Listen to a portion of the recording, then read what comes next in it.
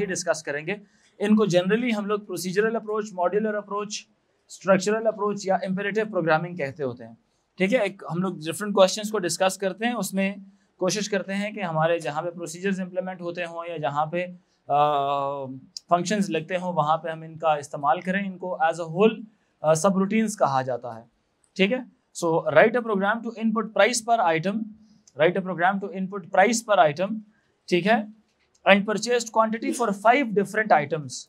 5 different items हैं तो 5 दफ़ा आप इनपुट करेंगे, प्राइसेस को भी और क्वांटिटीज को भी आप 5 दफ़ा इनपुट करेंगे, और हर दफ़ा आप आइटम वाइज बिल जो सा है ना वो कैलकुलेट करेंगे, आइटम वाइज बिल कैलकुलेट करेंगे आप। ठीक है, और आइटम वाइज बिल कैलकुलेट करने के बाद टोटल बिल आपने कैलकुलेट करना, और टोटल बिल क्या होगा, आइटम वाइज बिल आपस में सम अप होता जाएगा। ठीक है, और वो टोटल वाले बिल में आएगा। ठीक है, allow 10% discount on the total bill, और 10% डिस्काउंट हमने क्या करना है, टोटल बिल के ऊपर अलाउ करना है। जो भी टोटल बिल होगा उसके ऊपर 10% डिस्काउंट आपने उस पर अलाउ करना है। यानी कि जो दो प्राइस और क्वांटिटी पहले आइटम की जब आप एंटर करेंगे उनका एक बिल निकलेगा, उसके ऊपर 10% आपने डिस्काउंट देना है। एक तो नेचुरल टोटल निकल रहा होगा जो कि विदाउट डिस्काउंट होगा, और एक होगा विद डिस्काउंट टोटल निकलेगा। ठीक है, ये बात की नहीं। Output the total bill, discount value and discounted bill on each item, her item पे जो डिस्काउंटेड बिल है उसको आपने क्या करना है, आउटपुट भी करना है। ठीक है, तो जो थीम बन रही है वो ये बन रही है कि जी 5 डिफरेंट आइटम्स होंगे, 5 डिफरेंट आइटम्स होंगे, और 5 का लूप लगा लेंगे जिसके अंदर हर दफा इनपुट हो रही होगी प्राइस भी और क्वांटिटी भी, प्राइस भी इनपुट हो रही होगी और क्वांटिटी भी उसकी इनपुट हो रही होगी। ठीक है, और वो आपस में एक दूसरे के साथ मल्टीप्लाई होंगे, मल्टीप्लाई होने के बाद वो निकालेंगे आपके लिए एक उस आइटम का बिल निकालेंगे। ठीक है, और वो आइटम का बिल क्या होगा, टोटलिंग भी हो रही होगी उसकी। ठीक है, और उसके ऊपर आप डिस्काउंट भी निकालेंगे। क्लियर है ये बात के नहीं? और इसी तरह से क्या होता रहेगा, अब हर दफा जो नया बिल निकल रहा है वो सम अप भी करते रहेंगे, उसकी टोटलिंग भी करते रहेंगे और बिल भी कैलकुलेट करते रहेंगे। जो बिल निकलेगा उसको एक और फंक्शन में पास कर देना, वहां से वो डिस्काउंटेड वैल्यू निकाल के यहाँ पे लाके सेव करता रहेगा, टोटल डिस्काउंट भी निकल आएगा हमारे पास। खैर, तो हम क्या करते हैं, इसमें एक बनेगा मेन प्रोग्राम और हम बनाते हैं 2 डिफरेंट प्रोग्राम, एक बिल कैलकुलेशन वाला और एक डिस्काउंट कैलकुलेशन वाला। बात यह है कि हम प्रोसीजर्स अप्रोच को सिर्फ इस वक्त क्या कर रहे हैं, अंडरस्टैंड कर रहे हैं कि कैसे कैसे चीज़ों को एग्जीक्यूट किया जा रहा है। ठीक है, सो सबसे पहले मेन प्रोग्राम हमने बनाया, सबसे पहले मेन प्रोग्राम बनाया, और मेन प्रोग्राम में कुछ डिक्लेरेशंस हमने की। मेन प्रोग्राम में डिक्लेरेशन हमने की, डिक्लेयर किया हमने क्वांटिटी को एज व्हाट, डिक्लेयर किया हम लोगों ने क्वांटिटी को एज व्हाट, इंटीजर्स, इसको एज इंटीजर डिक्लेयर कर दिया, और इसके अलावा प्राइस को एज रियल कर दिया। क्वांटिटी को भी इंटीजर और आई को भी क्या, जो कि लूप लगेगा उसको भी हमने इंटीजर कर दिया। ठीक है, प्राइस को हमने क्या करना है, प्राइस भी हमारा रियल हो जाएगा। फिर एक इसके अलावा टोटल बिल, इसके अलावा डिस्काउंट के अलावा डिस्काउंटेड बिल, और एक जो हर आइटम का अपना बिल निकल रहा है उसको हम लोगों ने एज रियल हम लोगों ने क्या कर दिया, डिक्लेयर कर दिया। ठीक है, उसको हमने एज रियल डिक्लेयर कर दिया। ये क्या कर रहा है, ये टोटलिंग करेगा उसकी, ये क्या करेगा, टोटलिंग करेगा। बाकी सारी इवैल्यूएट होंगी ये तीनों चीजें, डिस्काउंट इवैल्यूएट होगा, डिस्काउंटेड बिल होगा, और जो एक्चुअल बिल है वो निकलेगा। बिल कैसे निकलेगा, इन दोनों को मल्टीप्लाई करके। ठीक है, बात के नहीं? तो यहां पे हम क्या करते हैं, अभी सबसे अच्छा इसमें एक और क्या चीज करनी है आपने, टोटल बिल को 0 से इनिशियलाइज भी करना है। टोटल बिल को आपने 0 से इनिशियलाइज करना है, सो दैट क्या हो जाए, टोटलिंग भी हो जाए। आई होप ये क्वेश्चन आप लोग करके आए होंगे। ठीक है, टोटल बिल को भी आपने क्या कर दिया, इक्वल टू 0 कर दिया, क्योंकि क्या कर रहा होगा, टोटलिंग कर रहा होगा। ठीक है, फिर यहां पे लगा लिया हम लोगों ने क्या चीज, फॉर लूप। कहां से कहां तक चलेगा, ये 1 से लेकर 5 तक चलेगा, 1 से लेकर 5 तक चलेगा। उसके बाद आपने इसमें 2 चीजें इनपुट कर ली। क्या क्या चीजें, इनपुट प्राइस और क्वांटिटी, प्राइस और क्वांटिटी, ये 2 चीजें आपने क्या कर दी, इनपुट कर दी। उधर जाए, उधर ही जाके बैठे, इनपुट कर दिया प्राइस और क्वांटिटी, ठीक है। अच्छा, सबसे पहले आपने क्या निकालना है, इसका बिल। बिल निकालने के लिए आप इन दोनों पैरामीटर्स को, इन दोनों वेरिएबल्स को भेजेंगे किसी और फंक्शन के अंदर, जहां से कॉस्ट इसकी कैलकुलेट होगी और वो रिटर्न कर देगा इसको, ठीक है ये बात कि नहीं। अब यहां पे उसका नाम क्या रखते हैं हम लोग,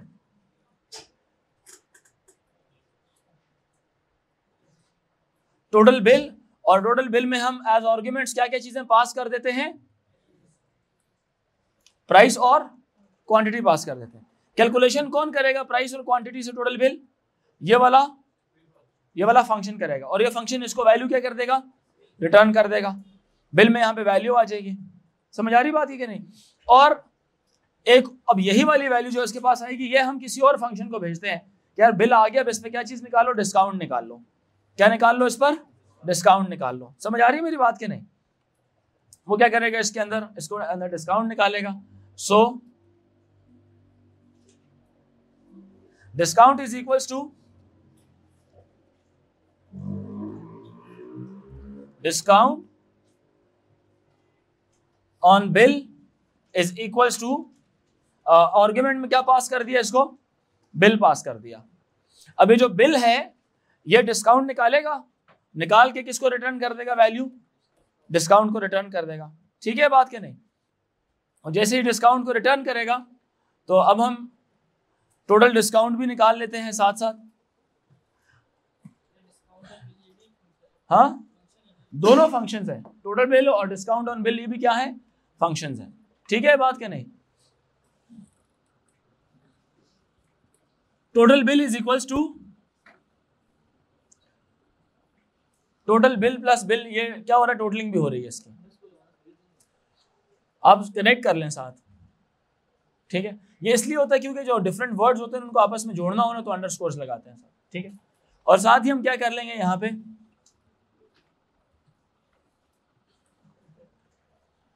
आउटपुट,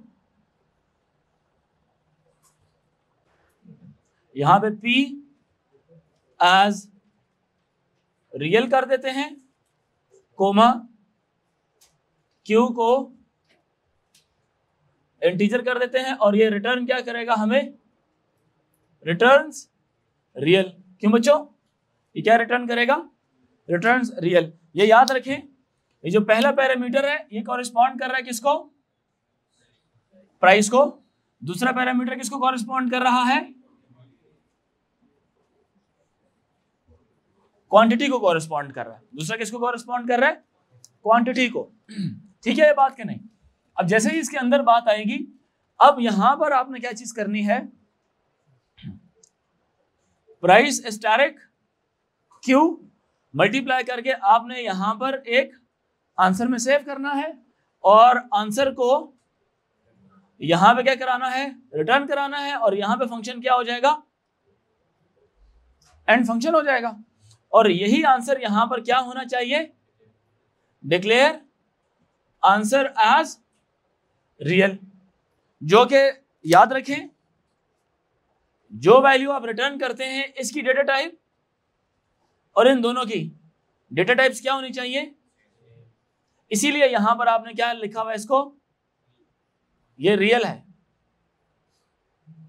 समझ आ रही है कि नहीं, ये रियल, इसका मतलब ये है, और यहां से रियल आपने डिक्लेयर कराया हुआ था आंसर को, ठीक है। इसका एक ऑल्टरनेट तरीका भी है, इसका एक ऑल्टरनेट तरीका भी है।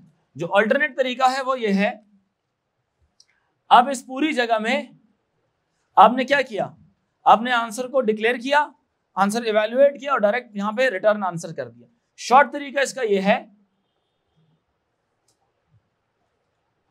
अब डायरेक्टली यहां पे क्या लिखें, return P स्टारिक Q, P स्टारिक Q। आपको एक वेरिएबल में इसकी वैल्यू को स्टोर कराने की जरूरत नहीं पड़ेगी।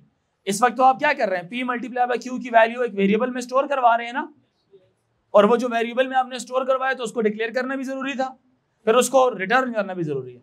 अगर आप ये काम करेंगे तो आपको आंसर डिक्लेयर करने की, यहां पे इक्वल लगाने की और इसकी जरूरत नहीं है, ठीक है बात क्या नहीं। ये एक short form of writing this code है, ठीक है बात। जैसे हम करते होते थे ना, पहले लिखते थे output please enter a number, then input num, 2 लाइनें लिखते थे। फिर मैंने आपको लेटर ऑन कहा था कि आप एक ही लाइन में लिखें इनपुट इन्वर्टेड कॉमर्स में enter the number inverted commas close comma and num लगा लें। फिर मैंने आपको एक और शॉर्टकट भी बताया था, मैंने कहा अगर आप एक लाइन में इफ की स्टेटमेंट को फॉलो कर रहे होते हैं, if num is greater than 0 then positive is equals to positive plus 1, no need for indentations और no need for end if there are less lines, और आप उसको यूं कैरी कर सकते हैं आगे। लेकिन अच्छा ये होता है कि हम अगर प्रोग्राम की जगह है तो हम उसको थोड़ा सा डिसेंट तरीके से उसको लिखें, अलबत्ता सूडो कोड में इससे मसला नहीं होता, ठीक है बात कि नहीं। बाकी जितने प्रोग्रामिंग लैंग्वेजेस हैं उनको हमें किसी न किसी तरह से एंड करना पड़ता है, ठीक है। जैसे विजुअल बेसिक उसमें एंड इफ लगाते हैं आप, जैसे पाइथन है उसमें इंडेंटेशन फॉलो करती है वो, ठीक है, उसमें भी एंड इफ का तरीका है।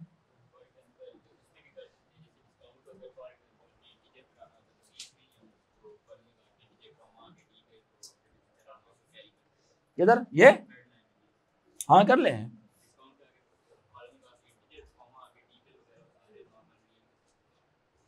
देखेंगे अगर ये मार्किंग स्कीम में उसने ऐसे लिखा हुआ ना कि एज रियल देन फिर से कोमा सेमीकोलन लगा के क्वांटिटी या आई एज इंटीजर, देखेंगे अगर उस तरह से किया हो तो मान लेंगे। अदरवाइज ये फ्रीक्वेंटली आप देखेंगे कि जो इंटीजर वाले होते हैं उनकी डिक्लेरेशन एक जगह ऐसी चल रही होती है, जो एक दूसरे डेटा टाइप की होती है उनकी डिक्लेरेशन एक ही लाइन में चल रही होती है। ऑल्दो कुछ प्रोग्रामिंग लैंग्वेजेस ऐसी होती है जो जैसे पाइथन है ना, इट्स अ वेरी कह लें कि easy to use programming language, जिसमें आपको डिक्लेरेशंस कराने की जरूरत नहीं पड़ती। लेकिन उसके अलावा जितनी भी प्रोग्रामिंग लैंग्वेजेस है सच एज VB हो गया, C++ हो गया, उसमें डिक्लेरेशंस करनी पड़ती हैं, जिससे होता क्या है कोड थोड़ा सा लेंथी हो जाता है। तो पाइथन थोड़ी सी लेटेस्ट चल रही है, मतलब लोग आजकल ज़्यादा यूनिवर्सिटीज़ में कॉलेजेस में इस्तेमाल करते हैं, ठीक है, सॉफ्टवेयर डेवलपमेंट के लिए। तो उसमें यह है कि थोड़ी आसानी है यूजर्स के लिए, ठीक है, थोड़ी और हायर लेवल पे चली गई है प्रोग्रामिंग। और हाई लेवल पे जाने का मतलब है it became more closer to the human rather than to the machine, ठीक है। यहाँ पे ये हो गया, यहाँ से एक आंसर रिटर्न होगा, इसके पास आएगा, वो आंसर की वैल्यू और बिल की वैल्यू क्या है, सेम। आंसर और बिल की वैल्यू क्या है बच्चों, सेम है, ठीक है बात के नहीं। बिल की जो डेटा टाइप है वो और आंसर की डेटा टाइप दोनों क्या होनी चाहिए, सेम। आंसर की डेटा टाइप अपने रिटर्न टाइप के साथ भी क्या कर रही है, मैच कर रही है, ठीक है। साथ साथ लिखते भी जाएं ताकि आपकी रवानगी भी बढ़े है इस चीज की। अब ये बिल किसको पास हुआ, डिस्काउंट ऑन बिल को, ये बिल किसको पास हुआ, एज एन आर्ग्यूमेंट किसको पास हुआ, डिस्काउंट ऑन बिल को पास हुआ। तो यहां पे आ जाएगा function discount on bill B as, bill क्या था, रियल था, तो यहां पे ये भी क्या लिखेंगे आप, रियल लिखेंगे। और रिटर्न डिस्काउंट क्या था आपका, रियल था, तो यहां पे भी लिखेंगे रिटर्न्स रियल। यहां पे क्या लिखेंगे, रिटर्न्स रियल, ठीक है बात के नहीं। अब चूंकि यहां पे आपने माइनस वाली लॉजिक लगा ली, तो डिस्काउंट 10% था, तो जो भी बिल इसके पास आ रहा है, बिल नहीं बल्कि बी को मल्टीप्लाई करना था आपने किसके साथ, 0.1 के साथ, यस और नो।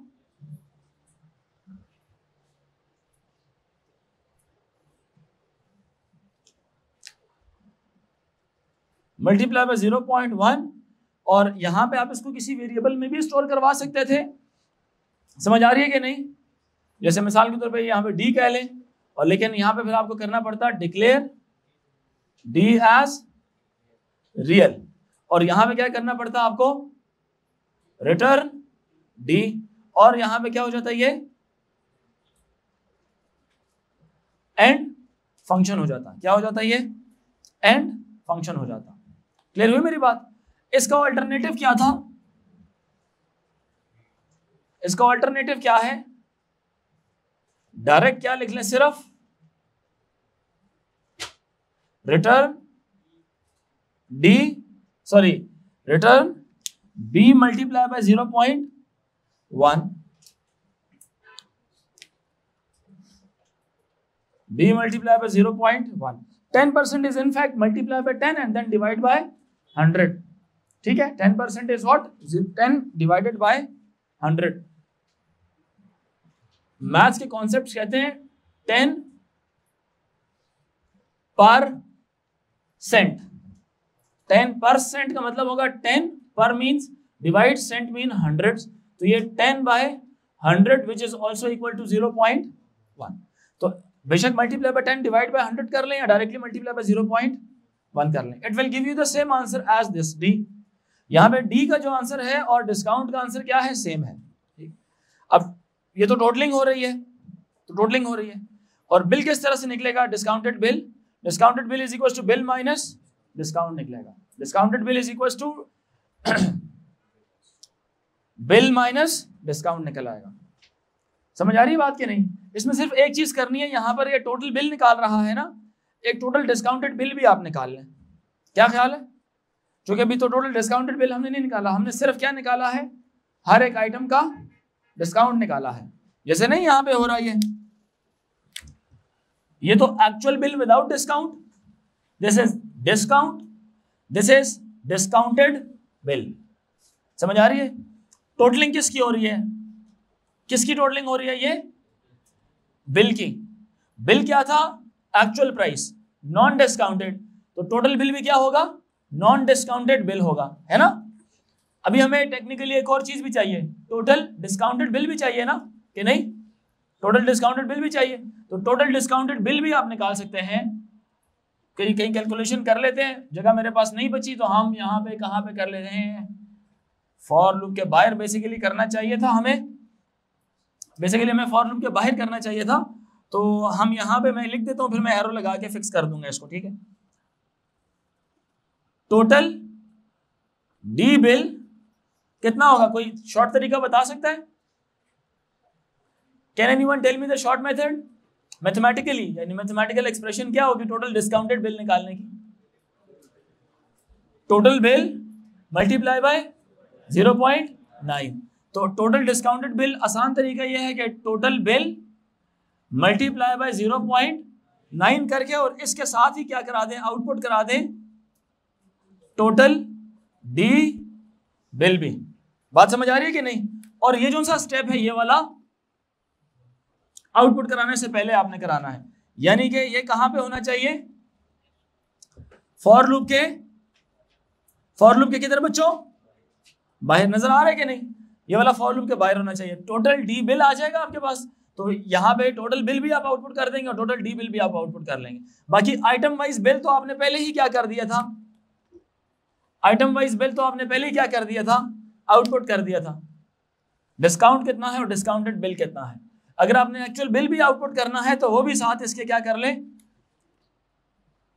लूप के अंदर ही क्या कर ले, आउटपुट बिल भी करा दें।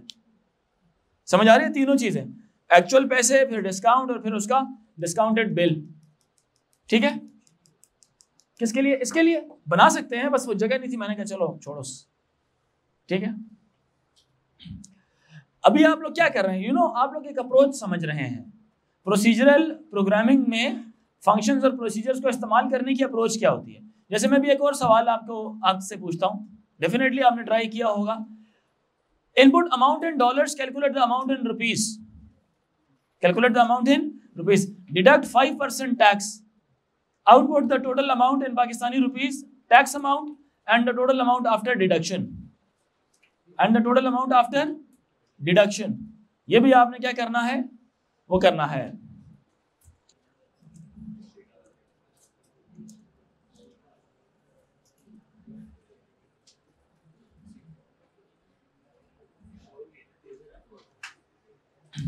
मेन प्रोग्राम में सबसे पहले आप करेंगे डिक्लेयर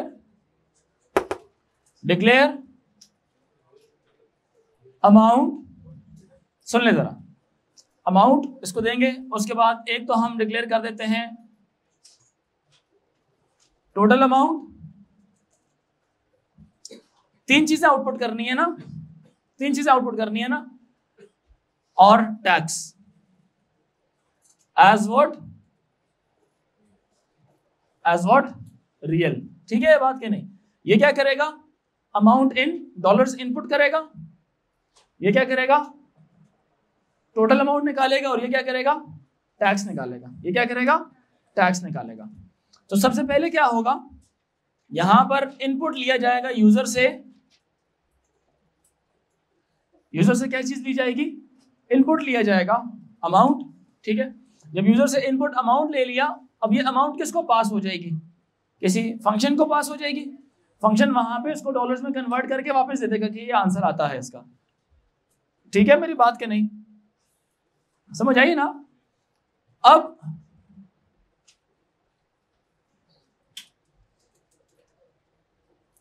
क्या नाम रखे फंक्शन का?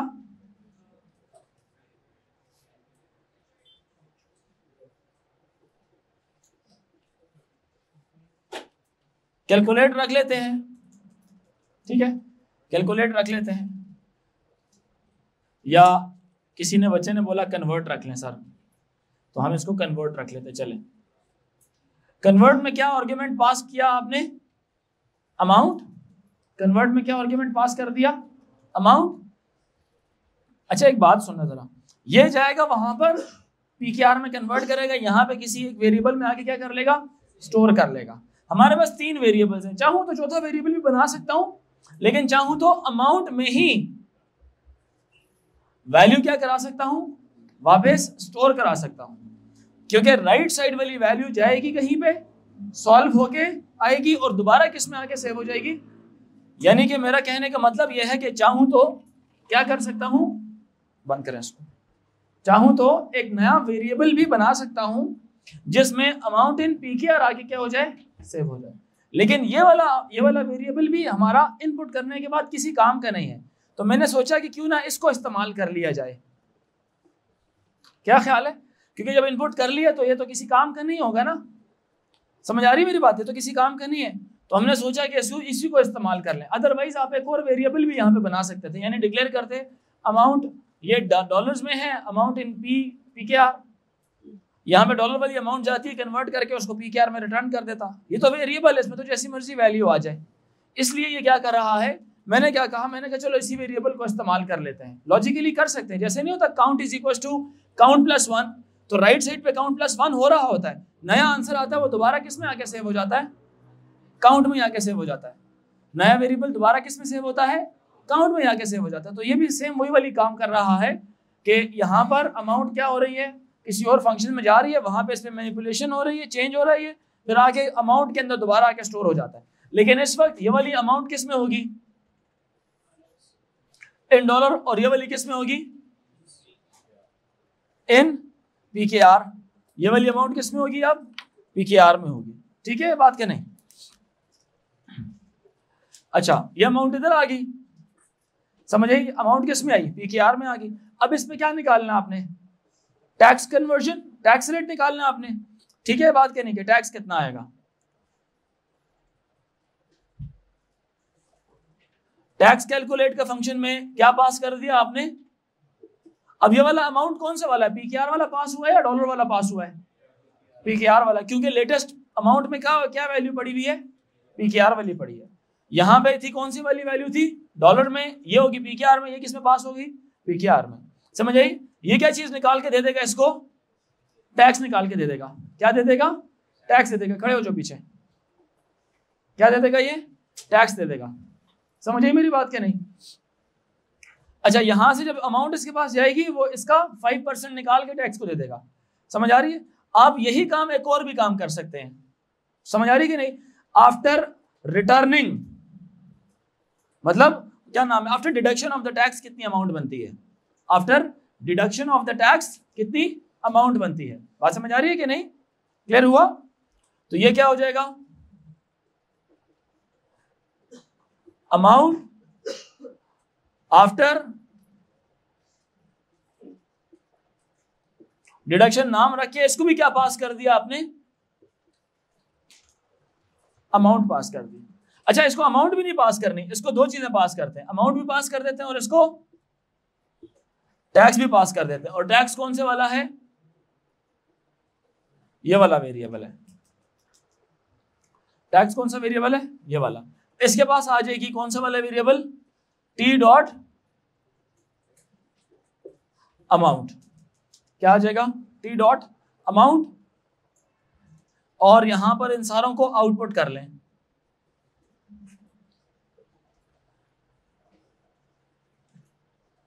अमाउंट ये पीकेआर में आएगी, ये उसका टैक्स आ जाएगा, और ये उसका अमाउंट आफ्टर टैक्स डिडक्शन आ जाएगी, ठीक है। और यहां पे हो जाएगा इसका एंड मेन हो जाएगा, यहां पे हो जाएगा एंड मेन। अब आते हैं जी यहां पर, पहला फंक्शन क्या कर रहा है, फंक्शन कन्वर्ट ए किस तरह से हो गया, रियल, और रिटर्न भी क्या कर रहा है, ये रियल कर रहा है। यहां पे क्या लिख लेंगे, what will be written over here, it will return what, amount in PKR. Amount in PKR कैसे होगा, मल्टीप्लाई बाय, मिसाल के तौर पे 280 से मल्टीप्लाई होके हमें क्या कर देगा, ये रिटर्न कर देगा। और यहां पे ये फंक्शन क्या हो जाएगा, एंड फंक्शन हो जाएगा। यस 100 से करना है, 100 से कर लेते हैं। लेट्स से एक्सचेंज रेट ये चल रहा है, यानी $1 is equal to 100 PKR, $1 is equal to let's say 100 PKR, तो वो 100 से मल्टीप्लाई होके यहां पर आ जाएगा। क्या ख्याल है, ठीक है ये बात कि नहीं, ठीक है जी बच्चों। अच्छा ये हो गया, इसके बाद क्या होगा, अब यहां से अमाउंट रिटर्न हो जाएगी इसके पास, ये आ जाएगी इसके पास अमाउंट इन पीकेआर, वो इसको पास हो जाएगी और ये टैक्स निकालेगा। अब अगला फंक्शन कौन से वाला होगा हमारा, टैक्स कैलकुलेटर, और इसमें भी एक आ जाएगा अमाउंट एज, इस ए का स्कोप कहां तक है, इस ए का स्कोप कहां तक है, सिर्फ इस कन्वर्ट के अंदर। इस ए का स्कोप किधर होगा, टैक्स कैलकुलेटर में, इसलिए दोबारा क्या हो रहा है, डिक्लेयर हो रहा है, ठीक है। और ये भी क्या कर लेगा, यहां पे लिखेगा रिटर्न्स रियल बच्चों, ठीक है। ये क्या रिटर्न करेगा, टैक्स रिटर्न करेगा, ये अमाउंट को मल्टीप्लाई कराएगा 0.05 के साथ, और यहां पर क्या रिटर्न कर देगा, A multiply by 0.05, amount multiply by 0.05 return करेगा, और यहां पे इसके पास आंसर आ जाएगा किसका, टैक्स का आंसर आ जाएगा, किसका, टैक्स का। अब टैक्स भी आ गया, ये भी अमाउंट भी कैलकुलेट होगी, टैक्स भी आ गया।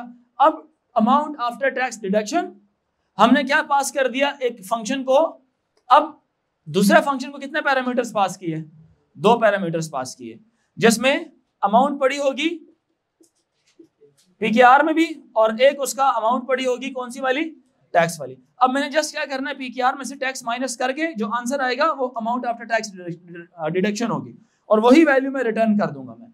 तो यहां पे हम क्या लिखते हैं, फंक्शन, पहले फंक्शन का नाम कन्वर्ट था, दूसरे का नाम टैक्स कैलकुलेटर था, और तीसरे का नाम फंक्शन आइडेंटिफायर बोलते हैं ना इसको। अभी आप समझे, हम सिर्फ क्या कर रहे हैं, हम लेआउट समझ रहे हैं इस प्रोग्रामिंग का, इसलिए it is looking a little lengthy, but you are not implementing the question being implemented without function and procedures was easy right now. अब इसको ना देखें इजी, ये प्रोग्रामिंग नहीं है, ये सिर्फ कॉन्सेप्ट समझाने के लिए आपके लिए सवाल में बोल रहा हूं। एक्चुअल प्रोग्रामिंग में इन फंक्शंस को बनाया ही इसलिए जाता है ताकि ये रीयूज होते रहें बार बार, और इनकी रीयूजेबिलिटी क्या करती है, उससे प्रोग्राम के कोड ओवरऑल बहुत शॉर्ट हो जाता है, प्रोग्राम का कोड ओवरऑल बहुत शॉर्ट हो जाता है, ठीक है, क्योंकि ये फंक्शंस उस तरह की चीज होते हैं जो बार बार, और इवन मेन का कोड भी क्या करती है, रिड्यूस करती है, मेन प्रोग्राम का जो कोड है वो रिड्यूस हो जाता है फिर इससे। अच्छा यहां पे एग्जैक्टली कॉरेस्पॉन्डिंग वैल्यूज लिखनी है, अमाउंट के कॉरेस्पॉन्डिंग ए लिखेंगे हम, या कोई भी एम लिख लें, यहां पे लिख लें M as real, M as real, और टी एज ये भी क्या हो जाएगा, रियल। एम किसको कॉरेस्पॉन्ड कर रहा है, amount as the first argument, और ये किसको कॉरेस्पॉन्ड कर रहा है, tax as the second argument, और ये रिटर्न क्या करेगा, रियल रिटर्न करेगा। और रिटर्निंग कैसी होगी, अमाउंट माइनस टैक्स हो जाएगा, ये अमाउंट माइनस टैक्स किसी वेरिएबल में स्टोर करवा लें, या डायरेक्ट यहां पे क्या करा लें, रिटर्न करा लें, और यहां पे क्या कर लें आप लोग, एंड फंक्शन कह दें। क्या कहते हैं? एंड फंक्शन कह दें। ठीक है बात क्या नहीं? दिस इज हाउ, यहां से अमाउंट आफ्टर टैक्स डिडक्शन ये आ जाएगी। ये इनफैक्ट क्या हो रहा है, अमाउंट माइनस टैक्स हो रहा है। ये आप किसी वेरिएबल में भी स्टोर करवा के आगे रिटर्न करवा सकते थे, लेकिन यहां पे हमने अदर वे राउंड इस कॉन्सेप्ट को स्टडी किया। ठीक है, तो यहां पे ये वैल्यू जब इधर आ जाएगी, सुने, जब ये वैल्यू इधर आ जाएगी, किस वाले वेरिएबल में आके स्टोर होगी? है टी डॉट अमाउंट में। टी अमाउंट था टोटल अमाउंट, यानी after tax deduction, after tax deduction. तो और यहां पे आउटपुट हो जाएगा फिर पीकेआर वाली अमाउंट, ये भी क्या हो जाएगा? टैक्स। और ये क्या हो जाएगा? ये आ जाएगा amount after tax deduction, amount after tax deduction. A का जो स्कोप है ना, इस ए का, इसका स्कोप रियल है ना, ये रियल वेरिएबल है, इसको सिर्फ कहां तक लोग पहचानते हैं? यहां पे अगर इस्तेमाल होगा। आउटसाइड यहां पे अगर मैं आउटपुट ए करूंगा ना, तो वो ए कोई और है, ये वाला ए कोई और है। यहां पे भी इवन आप ए लिख सकते थे, मैंने जानबूझ के ए एम लिखा ताकि आपको लगे डिफरेंट वेरिएबल्स इस्तेमाल करते हैं। यहां पे ए एम ओ लिख लें, ए एम ओ लिख लें, कोई फर्क नहीं पड़ता इससे, सेम भी होना तीनों में। तो ये वाला ए क्या है? ये क्या है? एक अदद लोकल वेरिएबल है। ये कौन सा वेरिएबल है? लोकल वेरिएबल है। बात समझ आ रही है कि नहीं? सिमिलरली ये सारे लोकल वेरिएबल्स हैं, ये भी है आपका लोकल वेरिएबल। ठीक है, वेरिएबल, लोकल वेरिएबल का स्कोप जस्ट उस खास छोटी सी जगह तक होता है, और ग्लोबल वेरिएबल्स का स्कोप पूरा हर प्रोग्राम में जिधर भी जाएंगे उधर ही रहता है वो। ठीक है बात क्या नहीं? तो ये था आपका एक दूसरा वाला सवाल।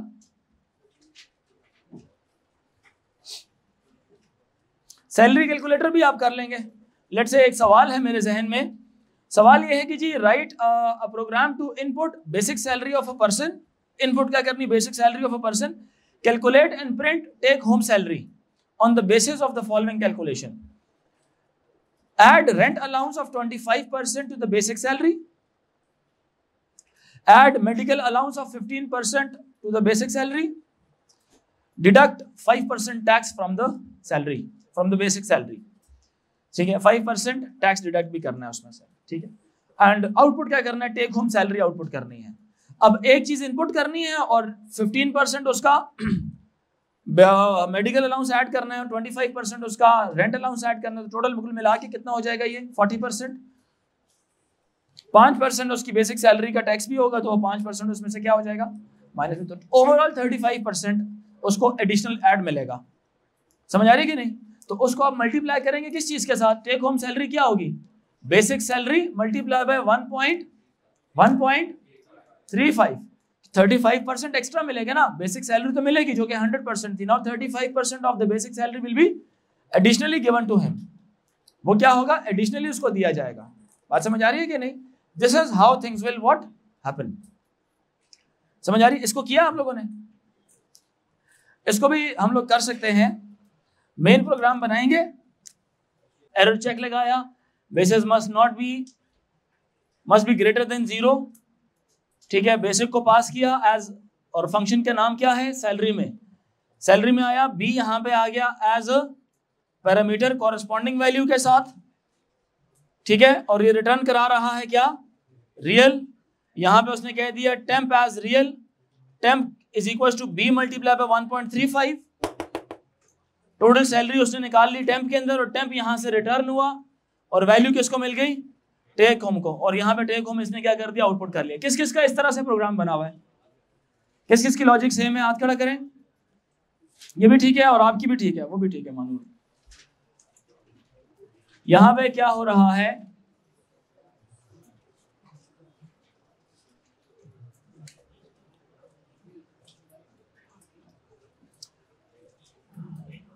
अच्छा ये, हाँ सॉरी, इधर आ जाए।